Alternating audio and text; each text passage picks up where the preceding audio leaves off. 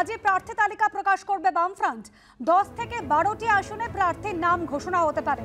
কংগ্রেসের সঙ্গে আলোচনার দরজা খোলা রেখেই প্রকাশ করা হবে প্রথম প্রার্থী তালিকা। উজ্জ্বল মুখোপাধ্যায় আমাদের প্রতিনিধি রয়েছেন আমাদের সঙ্গে টেলিফোন লাইনে। উজ্জ্বল, এই 10 থেকে 12 জনের যে প্রার্থী তালিকা প্রকাশ করা হবে, সম্ভাব্য কার কার নাম শোনা যাচ্ছে?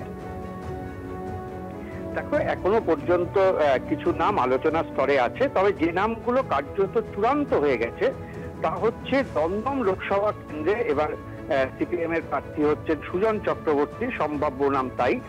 এই প্রথম কিন্তু সুজন চক্রবর্তী এই ধরনের, মানে যাদবপুর ছেড়ে তিনি দমদমে লড়াই করছেন।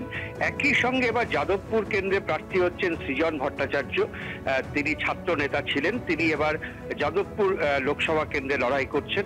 যাদবপুর লোকসভা কেন্দ্রের পাশে ডায়মন্ড হারবার যে লোকসভা কেন্দ্র, সেখানে এবার এসএফআই এর প্রাক্তন সভাপতি প্রতিকুর রহমান তিনি লড়াই করবেন, এমনটাই খবর। দীপশিতা ধর তিনিও কিন্তু ছাত্র নেত্রী, তিনি এবার লড়াই করবেন শ্রীরামপুর কেন্দ্র থেকে। এছাড়া দক্ষিণ কলকাতার প্রার্থীর নামও চূড়ান্ত হয়েছে, সেখান থেকেও লড়াই হবে। এছাড়া হাওড়ার কিছু প্রার্থীর নাম এখনো পর্যন্ত আলোচনার স্তরে আছে, তবে গতবার যিনি বিধানসভায় লড়েছিলেন সুনীল, তিনি সম্ভবত এবার হাওড়া থেকে প্রার্থী হতে চলেছে।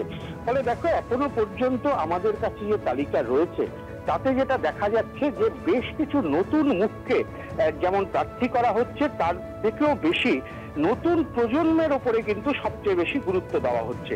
নতুন প্রজন্মের যারা রয়েছেন তাদেরকেই কিন্তু সবচেয়ে বেশি গুরুত্ব দেওয়া হচ্ছে এবারের প্রার্থী তালিকায়। ফলে সিপিএম বামফ্রন্ট নেতৃত্ব যেটা চাইছেন যে নতুন প্রজন্মের মুখকে আরো বেশি করে সামনে তুলে নিয়ে আসতে, এবং সেটাই কিন্তু তাদের চেষ্টা।